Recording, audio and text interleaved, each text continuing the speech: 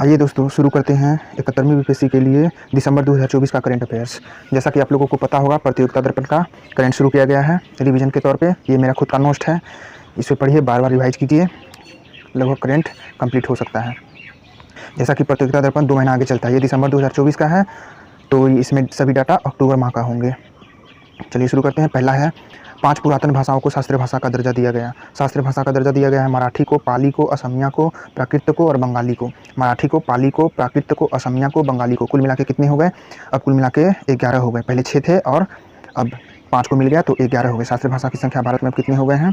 तो 11 हो गए। पहले 5 थे, अब 11 हो गए। तो शास्त्रीय भाषा का दर्जा कब शुरू किया गया था? 2004 में शुरू किया गया था। 2004 में सबसे पहले तमिल को मिला, फिर 5 में संस्कृत को मिला, 2008 में कन्नड़ और तेलुगु को मिला, और 2013 में मलयालम को मिला, 2014 में उड़िया भाषा को मिला। शास्त्रीय भाषा का दर्जा पहले 6 भाषा को दिया गया था। उड़िया को 2014 में, मलयालम को 2013 में, तेलुगु और कन्नड़ को 2008 में, संस्कृत को 2005 में, तमिल को 2004 में। सबसे पहले तमिल को मिला था। तो शास्त्रीय भाषा का दर्जा के लिए क्या शर्त होता है? इसके लिए शर्त होता है कि वो भाषा 2000 साल पुरानी होना चाहिए और प्राचीन साहित्यक समृद्ध भंडार होना चाहिए, उसका सांस्कृतिक महत्व होना चाहिए, उच्च मूल्य का होना चाहिए और उस क्षेत्र पर उसका विशेष प्रभाव पड़ता हो, और यह किसी भाषा से व्युत्पन्न या निकला हुआ नहीं होना चाहिए, आधुनिक नहीं होना चाहिए। नेक्स्ट है जम्मू कश्मीर विधानसभा चुनाव का परिणाम घोषित हो चुका। तो जम्मू कश्मीर में कितने विधानसभा सीट थे? 90 सीट थे। इन 90 सीट पर चुनाव हुआ था, जिसमें उमर अब्दुल्ला को सीएम बनाया गया है।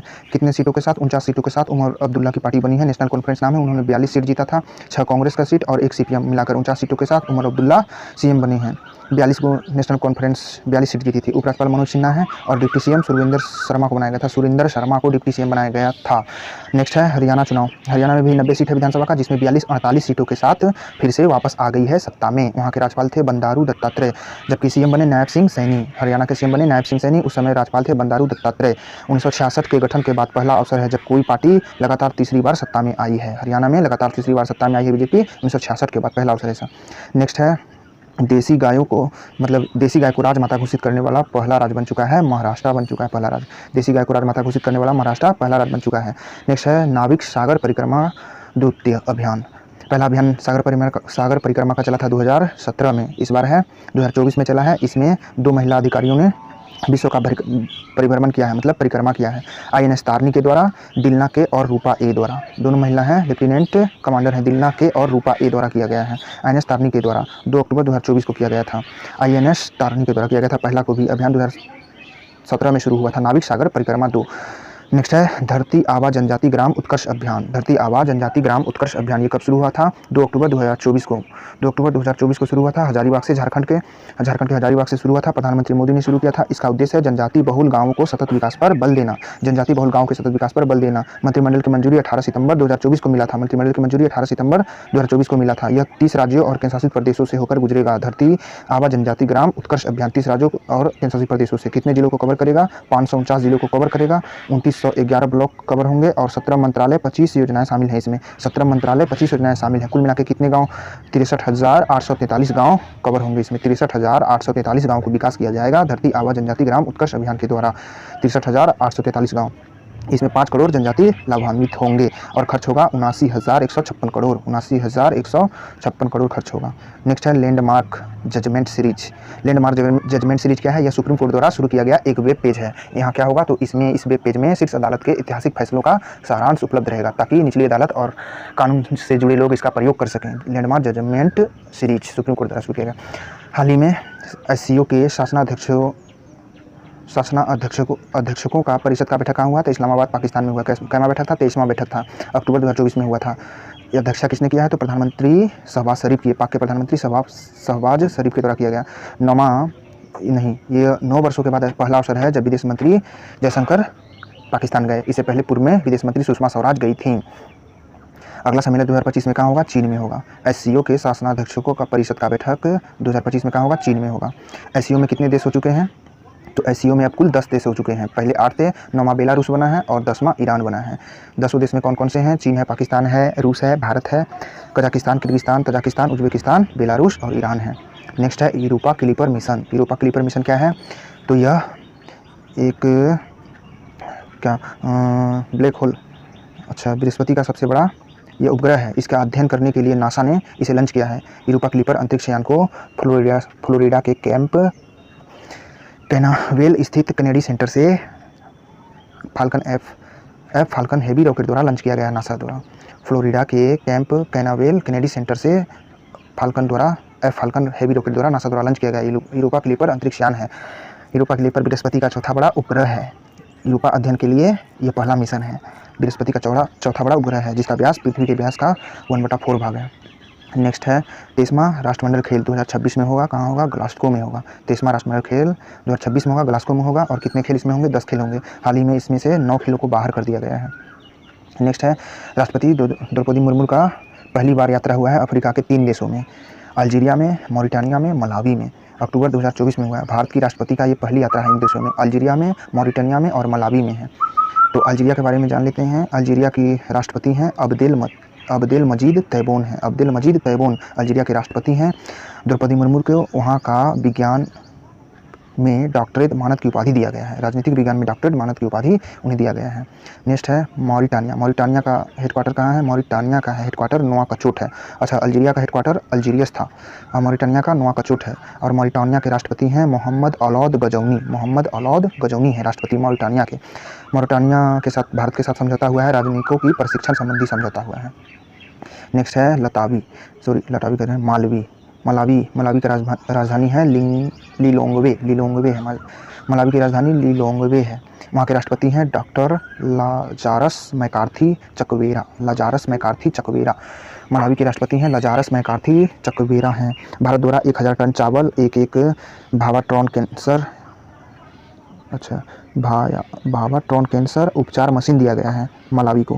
भारत की सहायता के लिए अस्थायी कृत्रिम अंग फिटमेंट सेंटर की स्थापना की गई है। भारत की सहायता के लिए एक अस्थायी कृत्रिम अंग फिटमेंट सेंटर की स्थापना मलावी में किया गया है। मलावी के राष्ट्रपति डॉक्टर लाजारस मैकार्थी चकवेरा हैं और मलावी को दिया गया है 1000 टन चावल, एक भावाट्रॉन कैंसर उपचार मशीन दिया गया है। नेक्स्ट है ब्रिक्स का 16वां सम्मेलन।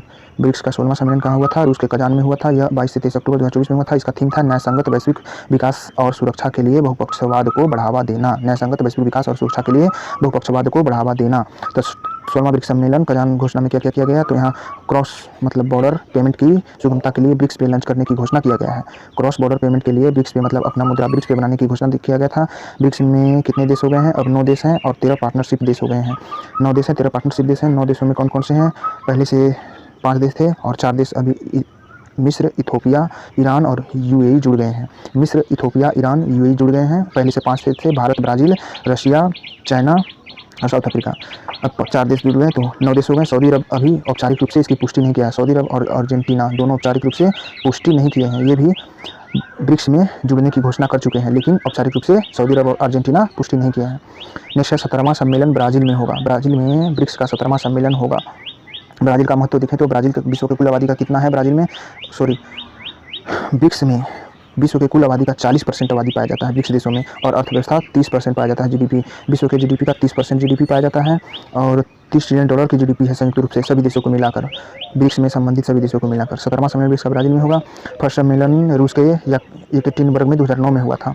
येकटेरिनबर्ग में 2009 में हुआ था। भारत में कब सम्मेलन हो चुका है? भारत में 2016 में गोवा में हुआ था, 2012 में नई दिल्ली में, पहली बार 2012 में नई दिल्ली में हुआ था, और वर्चुअली 2021 में कोविड-19 के समय हो चुका है। वर्चुअली 2021 में कोविड-19 के समय भारत में हो चुका है। 2016 में गोवा में हुआ था, पहली बार 2012 में नई दिल्ली में भारत में ब्रिक्स सम्मेलन हो चुका था। इस सम्मेलन के दौरान भारतीय प्रधानमंत्री और चीन के राष्ट्रपति जिनपिंग के बीच शिखर वार्ता संपन्न हुआ है। लद्दाख में सेनाओं की 2020 से पूर्व की स्थिति बहाल करने पर सहमति बनी है।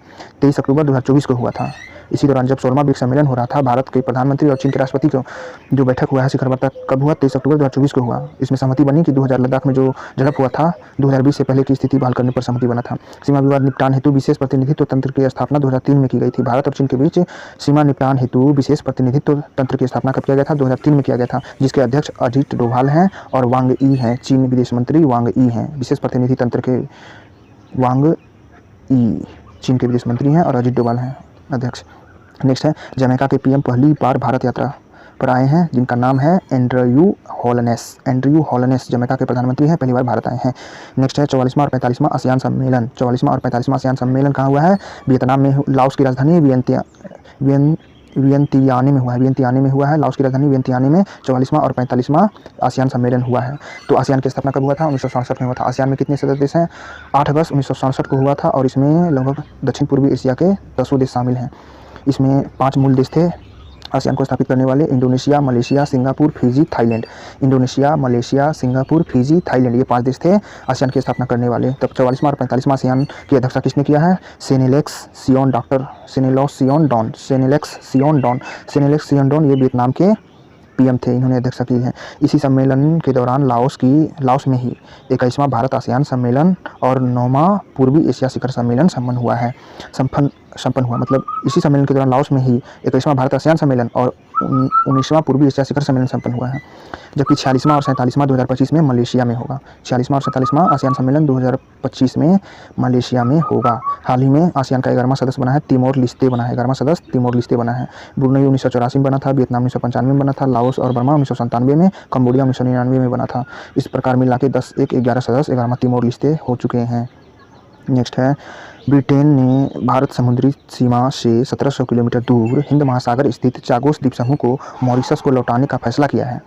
चागोस द्वीप को अब मॉरिशस को लौटाने का फैसला कर लिया है। इस पर स्थित डियागो गार्सिया पर यूएसए का सैन्य अड्डा है जो अगले 99 वर्षों तक बना रहेगा। मॉरिशस पर ब्रिटेन ने 1914 में कब्जा किया था और 1965 तक ब्रिटेन का उपनिवेश बना रहा मॉरिशस। तो चागोस द्वीप समूह में कितने द्वीप हैं? चागोस द्वीप समूह में 58 द्वीप समूह है। चागोस द्वीप समूह कहाँ? हिंद महासागर में है।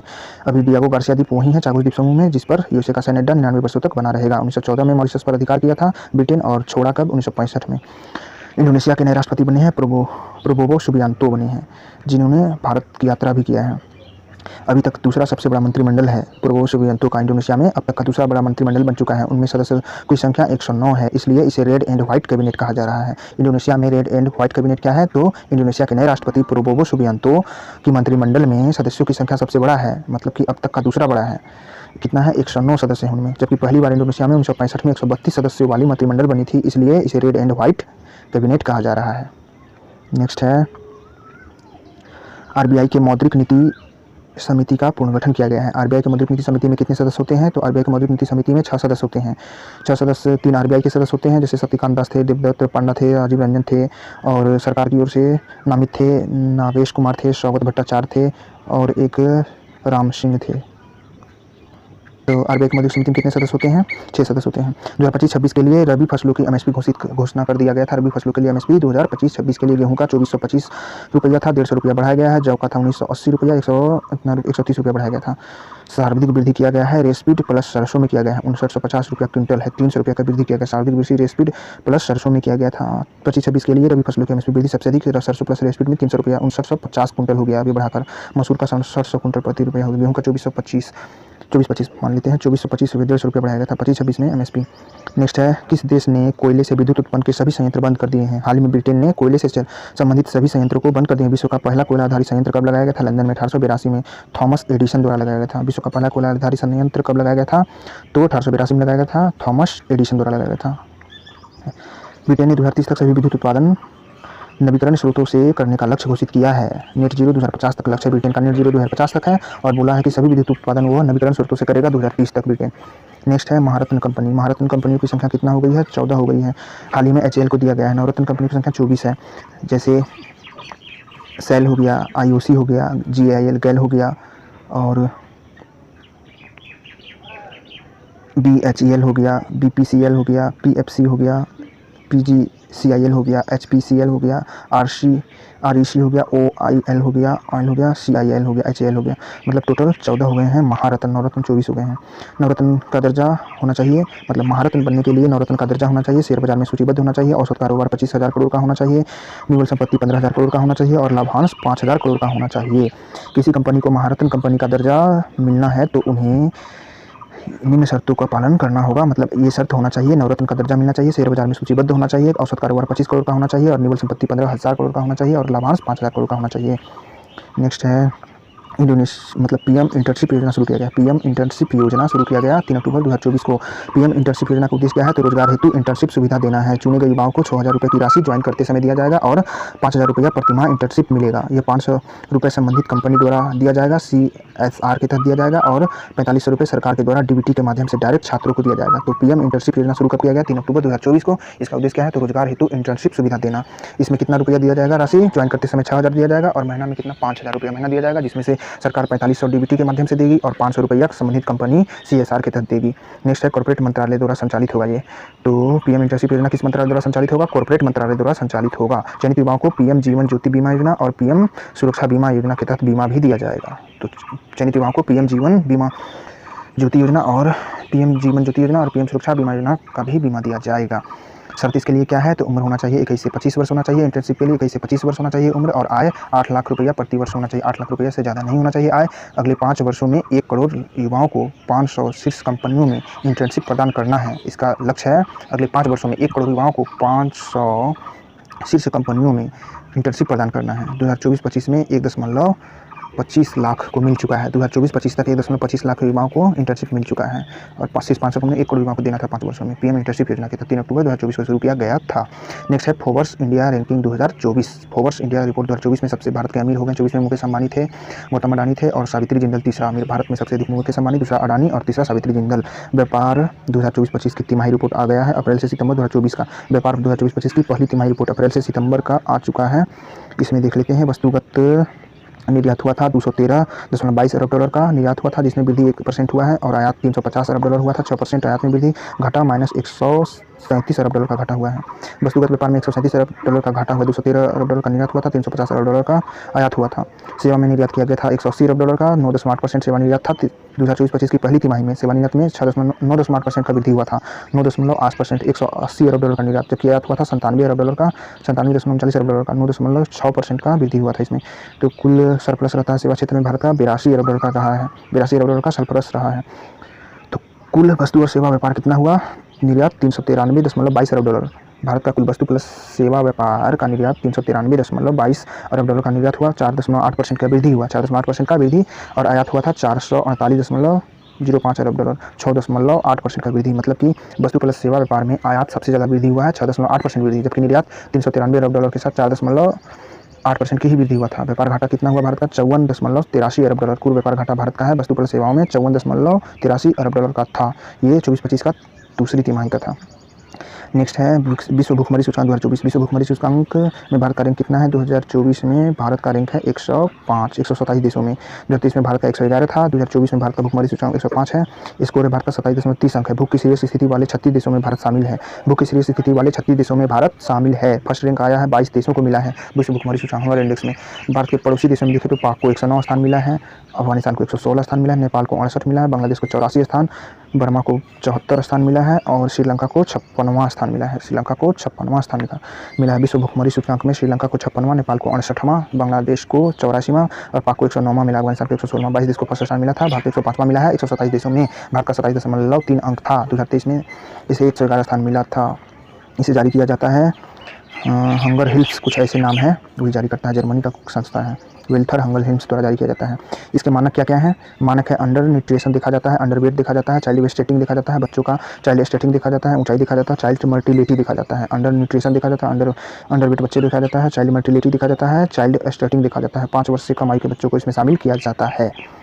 नेक्स्ट है नियुक्तियों में देखें तो सशस्त्र बल की चिकित्सा सेवा की पहली महिला महानिदेशक बनी है आरती शरीन बनी है। सशस्त्र बलों की चिकित्सा सेवा की पहली महिला महानिदेशक आरती शरीन बनी है। सशस्त्र बलों की चिकित्सा सेवा की पहली महिला महानिदेशक आरती शरीन बनी है। राष्ट्रीय महिला आयोग की अध्यक्ष विजय किशोर रहाटकर बनी है। विजय किशोर रहाटकर राष्ट्रीय महिला आयोग की अध्यक्ष बनी है। तटरक्षक बल के नए महानिदेशक एस परमेश बने हैं। तटरक्षक बल के महानिदेशक एस परमेश बने हैं। 51वां CJI संदीप खन्ना थे। वायुसेना के नए उप प्रमुख SP धारकर बने हैं। SP धारकर वायुसेना के नए उप प्रमुख SP धारकर बने हैं। और आईफा पुरस्कार 2024 कहाँ हुआ? आबू धाबी UAE में हुआ था। सर्वश्रेष्ठ फिल्म मिला है एनिमल को मिला। निर्देशक संजीव रेड्डी बांगा थे। सर्वश्रेष्ठ फिल्म आईफा पुरस्कार 2024 में सर्वश्रेष्ठ फिल्म एनिमल था, जिसके निर्देशक संदीप रेड्डी बांगा थे। अबू धाबी में हुआ है। निर्देशक किसे दिया गया? सर्वश्रेष्ठ निर्देशक का पुरस्कार आईफा पुरस्कार दिया गया विनीत चोपड़ा को। 12th फेल के लिए विनीत चोपड़ा को आईफा पुरस्कार 2024 निर्देशक में। और अभिनेता में शाहरुख खान को जवान के लिए दिया गया था आईफा पुरस्कार 2024 में। सर्वश्रेष्ठ अभिनेता का पुरस्कार शाहरुख खान को। सर्वश्रेष्ठ अभिनेत्री का पुरस्कार रानी मुखर्जी को Mrs Chatterjee versus Norway film के लिए, Mrs Chatterjee versus Norway film से रानी मुखर्जी को दिया गया अभिनेत्री में। और अभिनेता में शाहरुख खान को आईफा पुरस्कार 2024 अबू धाबी में हुआ था। निर्देशक विनीत चोपड़ा 12th फेल के लिए और एनिमल फिल्म को दिया गया था सर्वश्रेष्ठ फिल्म में संदीप रेड्डी बांगा। नेक्स्ट है मिस यूनिवर्स इंडिया 2024 रिया सिंघा बनी है। मिस यूनिवर्स इंडिया 2024 कौन बनी है? रिया सिंघा बनी है। फेमिनो मिस इंडिया 2024 कौन बनी है? निकिता पोरवाल बनी है। निकिता पोरवाल फेमिनो मिस इंडिया 2024 बनी है निकिता पोरवाल बनी है। लाल बहादुर शास्त्री राष्ट्रीय उत्कृष्टता पुरस्कार किसे दिया गया? राजश्री बिड़ला को। लाल बहादुर शास्त्री राष्ट्रीय उत्कृष्टता पुरस्कार राजश्री बिड़ला को दिया गया है। नेक्स्ट है राष्ट्रीय जल पुरस्कार 2023। राष्ट्रीय जल पुरस्कार 2023 सर्वश्रेष्ठ राज्य का पुरस्कार उड़ीसा को मिला है, सेकंड यूपी को मिला है, थर्ड में पुदुचेरी प्लस गुजरात को मिला है। सर्वश्रेष्ठ राज्य जल पुरस्कार राष्ट्रीय जल पुरस्कार में उड़ीसा को फर्स्ट स्थान, यूपी को दूसरा और थर्ड में पुदुचेरी और गुजरात को संयुक्त रूप से दिया गया। राष्ट्रीय जल पुरस्कार कब शुरू किया गया था? 2018 में शुरू किया गया था। सर्वश्रेष्ठ जिला दिया गया है उत्तर जोन में बांदा जिला और गंदरबेल जिला, जम्मू कश्मीर का गंदरबेल जिला को और बांदा जिला को दिया गया है सर्वश्रेष्ठ जिला का पुरस्कार उत्तर जोन में। बांदा जिला और गंदरबेल जिला जम्मू कश्मीर का, बांदा यूपी का है। दक्षिण जोन में विशाखापट्टनम जिला को मिला है सर्वश्रेष्ठ जिला पुरस्कार राष्ट्रीय जल पुरस्कार में। दक्षिण में विशाखापट्टनम को, पूर्व में बालनगीर को दिया गया है। उड़ीसा का बालनगीर को दिया गया है पूर्व में बालनगीर को, और पश्चिम में इंदौर को दिया गया है। पश्चिम में इंदौर को दिया गया है राष्ट्रीय जल पुरस्कार सर्वश्रेष्ठ जिला का पश्चिम में इंदौर को, और पूर्वोत्तर में धलाई को, त्रिपुरा का धलाई को दिया गया है। धलाई को, त्रिपुरा का धलाई को पूर्वोत्तर में सर्वश्रेष्ठ जिला का पुरस्कार दिया गया है। और सर्वश्रेष्ठ ग्राम पंचायत का पुरस्कार पुलमपारा केरल का पंचायत है। सर्वश्रेष्ठ ग्राम पंचायत पुरस्कार राष्ट्रीय जल पुरस्कार में सर्वश्रेष्ठ ग्राम पंचायत का पुरस्कार पुलमपारा केरल का, शहरी निकाय को सूरत को दिया गया है। सर्वश्रेष्ठ जल निकाय वाला शहरी निकाय है सूरत है। सर्वश्रेष्ठ उद्योग है जल निकाय में अरावली पावर कंपनी हरियाणा का है। अरावली पावर कंपनी हरियाणा का सर्वश्रेष्ठ उद्योग में दिया गया है राष्ट्रीय जल पुरस्कार 2023 के तहत दिया गया है। नेक्स्ट है दादा साहेब फाल्के पुरस्कार 2022 किसे मिला है? मिथुन चक्रवर्ती को। 2022 में दादा साहेब पुरस्कार मिथुन चक्रवर्ती को मिला है। नेक्स्ट है अंतर्राष्ट्रीय अभिधम्म दिवस समारोह बुद्ध से संबंधित है। ये कहाँ मनाया गया? नई दिल्ली में मनाया गया। अंतर्राष्ट्रीय अभिधम्म दिवस समारोह नई दिल्ली में मनाया गया। नसीम अल बहार अभ्यास किसके साथ होता है? यह भारत और ओमान के बीच कहाँ हुआ है? तो गोवा में हुआ है। नसीम अल बहार युद्धाभ्यास भारत और ओमान के बीच होता है। ये कहाँ हुआ है? तो गोवा में हुआ है। नेक्स्ट है IIT दिल्ली के बाद IIFT भारत विदेश व्यापार संघ जिसे बोला जाता है। IIFT का मतलब भारत विदेश व्यापार संघ ने पहला विदेशी कैंपस कहाँ खोला है? तो दुबई में खोला है। मतलब पहले दुबई में दिल्ली खोल चुका था, अब भारत विदेश व्यापार संघ ने भी खोला है। IIFT दुबई में खोला है। हाल ही में भारत महिला हॉकी टीम के पूर्व कप्तान रानी रामपाल वो संन्यास लेने की घोषणा कर दिया है। महिला हॉकी टीम का पूर्व कप्तान रानी रामपाल संन्यास लेने की घोषणा कर दिया है। Next ICC hall of fame में शामिल होने वाली दूसरी महिला बन गई हैं नीतू डेविड बन गई हैं। ICC हॉल ऑफ फेम में शामिल होने वाली दूसरी महिला नीतू डेविड बन गई हैं। पहला कौन थी? तो एडुलजी थी, डायना एडुलजी थी। ICC हॉल ऑफ फेम में शामिल होने वाली दूसरी महिला नीतू डेविड बन गई हैं, पहली डायना एडुलजी थी। नेक्स्ट है T20 अंतर्राष्ट्रीय में जिम्बाब्वे टीम गाम्बिया के विरुद्ध 20 ओवर में 344 रन नया रिकॉर्ड बनाया है बनाकर। पहले नेपाल द्वारा 314 रन बनाया गया था मंगोलिया के विरुद्ध। हाल ही में T20 अंतर्राष्ट्रीय में सबसे ज़्यादा रन बनाने का रिकॉर्ड बनाया है गाम्बिया के विरुद्ध। जिम्बाब्वे टीम गाम्बिया के विरुद्ध बना दिया है, 344 रन बनाया, रिकॉर्ड बना दिया। पहले नेपाल बनाया था 314 रन T20 अंतर्राष्ट्रीय में बनाया था मंगोलिया के खिलाफ। नेक्स्ट है महिला T20 वर्ल्ड कप 9वां कहाँ हुआ? तो ये दुबई में हुआ था। महिला T20 9वां वर्ल्ड कप, महिला T20 वर्ल्ड कप 9वां दुबई में हुआ था। विजेता न्यूजीलैंड रहा है, उपविजेता दक्षिण अफ्रीका रहा है। 10वां होगा यूके में 2026 में। महिला T20 वर्ल्ड कप 10वां कहाँ होगा? यूके 26 में होगा। आयोजन अभी दुबई में 9वां हुआ था। विजेता न्यूजीलैंड, उपविजेता दक्षिण अफ्रीका बना है। 2024 में एशिया क्लीन एनर्जी सम्मेलन कहाँ हुआ है? एशिया क्लीन एनर्जी सम्मेलन सिंगापुर में हुआ है। एशिया क्लीन एनर्जी सम्मेलन सिंगापुर में हुआ है। भारत ने स्वीडन में अपना राजदूत किसे नियुक्त किया है? तो डॉक्टर नीना मल्होत्रा को। स्वीडन में अपना राजदूत डॉक्टर नीना मल्होत्रा को नियुक्त किया है। आगामी क्वाड विदेश मंत्रियों की बैठक प्लस क्वाड लीडर शिखर सम्मेलन 2025 की मेजबानी कौन कौन विदेश करेगा? भारत और USA के द्वारा किया जाएगा। भारत और USA के द्वारा किया जाएगा। आगामी क्वाड विदेश मंत्रियों की बैठक क्वाड मंत्रियों की बैठक USA में, क्वाड लीडर्स की बैठक भारत में किया जाएगा 2025 में मेजबानी। विश्व पर्यटन दिवस 27 सितंबर को। थीम था पर्यटन प्लस शांति। पर्यटन प्लस शांति थीम था। विश्व पर्यटन दिवस 27 सितंबर को मनाया गया है। विश्व फार्मासिस्ट दिवस 2025 मनाया गया है। कब? 25 सितंबर को मनाया गया। थीम था फार्मासिस्ट वैश्विक स्वास्थ्य आवश्यकता की पूर्ति। फार्मासिस्ट वैश्विक स्वास्थ्य आवश्यकता की पूर्ति। फार्मासिस्ट वैश्विक स्वास्थ्य आवश्यकता की पूर्ति था। फार्मासिस्ट दिवस मनाया जाता है 25 सितंबर को। विश्व फार्मासिस्ट दिवस 25 सितंबर को मनाया जाता है। सीमा पार बिजली व्यापार समझौता भारत ने बांग्लादेश प्लस नेपाल के साथ किया है। सीमा पार बिजली समझौता भारत ने बांग्लादेश और नेपाल के साथ किया है। नेक्स्ट है 22-23 सितंबर 2024 के बीच भविष्य का शिखर सम्मेलन हुआ। कहाँ हुआ था? न्यूयॉर्क में हुआ। भविष्य का शिखर सम्मेलन कहाँ हुआ? 22-23 सितंबर 2024 को कहाँ हुआ था? न्यूयॉर्क में हुआ था। बेहतर कल के लिए द्विपक्षीय समाधान था। इसका विषय था बेहतर कल के लिए द्विपक्षीय समाधान था। भविष्य का शिखर सम्मेलन न्यूयॉर्क में हुआ था। स्वच्छ भारत मिशन 2 अक्टूबर 2024 को मनाया गया। इससे 10 वर्ष पूरे हो चुके हैं। 2 अक्टूबर 2024 को 14 शुरू हुआ था। स्वच्छ भारत मिशन का थीम था स्वभाव स्वच्छता संस्कार स्वच्छता। स्वभाव स्वच्छता संस्कार स्वच्छता।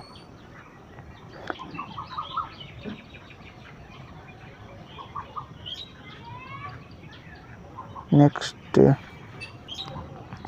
है सितंबर 2024 में एशियाई सर्वोच्च लेखा परीक्षण संस्थाओं के संगठन की 16वीं सभा आयोजन कहाँ किया गया? नई दिल्ली में किया गया। एशियाई सर्वोच्च लेखा परीक्षण संस्थाओं की 16वीं सभा का आयोजन नई दिल्ली में। किस मंत्रालय ने उद्योगों को वार्षिक सर्वेक्षण जारी किया है? उद्योगों का वार्षिक सर्वेक्षण सांख्यिकी और कार्यक्रम मंत्रालय जारी किया है। सांख्यिकी और कार्यक्रम मंत्रालय द्वारा जारी किया गया है। केंद्र सरकार ने किस वर्ष तक फोर्टिफाइड चावल की सार्वभौमिक आपूर्ति जारी रखेगी? जुलाई 2024 से दिसंबर 2028 तक, मतलब 24 से 28 तक फोर्टिफाइड चावल की सार्वभौमिक आपूर्ति जारी रखेगी भारत सरकार। 2028 तक जारी रखेगी। नेक्स्ट है काजिंद अभ्यास भारत और कजाकिस्तान के बीच कहाँ किया गया? उत्तराखंड के औली में किया गया। काजिंद भारत कजाकिस्तान के बीच औली में उत्तराखंड में किया गया। नोबेल पुरस्कार 2024 भौतिक का नोबेल पुरस्कार दिया गया जोसेफ हॉपफील्ड को दिया गया। जेफरी हिल्टन और जोसेफ हॉपफील्ड यूएसए के जोसेफ हॉपफील्ड और जेफरी हिल्टन को भौतिक का नोबेल पुरस्कार दिया गया। मानव लर्निंग शोध प्लस एआई विकसित करने के लिए भौतिक का नोबेल पुरस्कार 2024 में दिया गया था। जेफरी हिल्टन को, जोसेफ हॉपफील्ड को अमेरिका के थे। मानव लर्निंग शोध एआई विकसित करने के लिए चिकित्सा का यूएसए के एम्ब्रोस गैरी रूबकोन को दिया गया। यूएसए में चिकित्सा का नोबेल पुरस्कार दिया गया। माइक्रो आरएनए की खोज के लिए चिकित्सा का नोबेल पुरस्कार एम्ब्रोस प्लस गैरी रूबकोन को दिया गया था। माइक्रो आरएनए की खोज के लिए चिकित्सा का। रसायन का David baker John jumper USA के थे। डेविड बेकर जॉन जंपर रसायन का। और डेमिस हसबिस को दिया गया ब्रिटेन के। डेमिस हसबिस ब्रिटेन के थे। जॉन जंपर और डेविड बेकर अमेरिका के थे। ये तीनों को दिया गया। रसायन का 3 को, चिकित्सा में 2 को दिया गया, रूबकोन को और एम्ब्रोस को, और भौतिक में 2 को दिया गया था। साहित्य में दिया गया है दक्षिण एशिया की लेखिका हांगकांग को दिया गया। हांगकांग को दक्षिण कोरिया की थी, पहली महिला है। दक्षिण एशिया की लेखिका हांगकांग को दक्षिण कोरिया की है, पहली महिला हांगकांग की पहली महिला को दिया गया। साहित्य का गहन काव्यात्मक काव्य के लिए दिया गया है। बुक था the vegetarian the white book इनके द्वारा लिखा गया था। हांगकांग द्वारा लिखा गया बुक था द वेजिटेरियन, और द व्हाइट बुक था human act the Greek lessons इन्हीं का दक्षिण कोरिया की महिला हांगकांग को साहित्य का नोबेल पुरस्कार दिया गया है। शांति का जापानी संगठन को दिया गया। निहोन हिंदाक्यों को परमाणु हथियार के खिलाफ लड़ाई लड़ती है ये संस्था, इसलिए इसे दिया गया शांति का नोबेल पुरस्कार निहोन हिंदाक्यों को। अर्थशास्त्र में 3 व्यक्तियों को दिया गया है। इसमें है पहले डेरेन एसमोग्लियू यूएसए के, और साइमन जॉनसन और जेम्स ए रॉबिन्सन यूके के। डेरेन एसमोग्लियू यूएसए के। अर्थशास्त्र का 3 पुरस्कार इन्हें दिया गया नोबेल का। तो खत्म हो चुका है।